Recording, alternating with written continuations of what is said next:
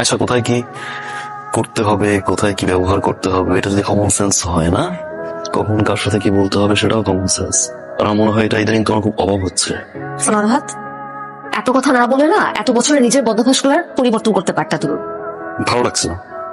মানে কি এখন তুমি সোফায় ঘুমাবা? হ্যাঁ, সোফায় ঘুমাবো।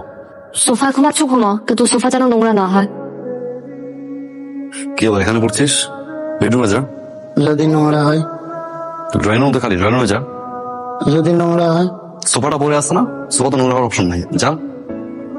যদি নোংরা হয়? তুই পড়তে হবে না, যা গিয়ে ঘুমা। ভাইয়া, আমার বেডরুমে ঘুমাইতে ভয় লাগে। কেন?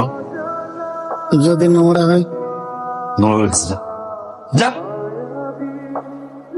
আচ্ছা, কোথায় আসছি। গেটটি খোলা রাখি হবে? বাজারে নিয়ে আসছো? হ্যাঁ।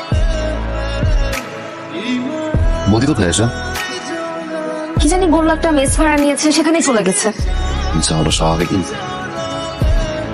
জাহান নামে কে থাকে? তুমি কি কিছু বলবা? না, কিছু বলি নাই। তুই কি আজকেও ভ্যান থেকে বাজার করে নিয়ে আসছো? সমস্যা কোথায়? ভ্যান থেকে বাজার করছি, সমস্যা কোথায়? তোমাকে না কতবার বলেছি ভ্যান থেকে বাজার না করতে। ভ্যানের প্রত্যেকটা সবজিতে ময়লা থাকে। কতবার তোমাকে বলতে হয় সুপার শপ থেকে বাজার করতে, ওখানকার সবজিগুলো ফ্রেশ থাকে, হাইজেনিক থাকে। কথা শুনবে না, একই ভুল বারবার। এক কাজ করো এসা, বাজারগুলো যেহেতু নোংরা, লাউ আর টমেটোর সুইমিং কস্টিউম পরাও। আশ্চর্য রাহা, তোমাকে একটা কথা কতবার বলতে হয়? একটু স্যারকে বুঝেই বলেন না ভাই, এটা তো কি মানে অফিস থেকে আমি আসছি তো না ভাই। আপনি স্যারকে একটু বুঝেই বলেন ভাই।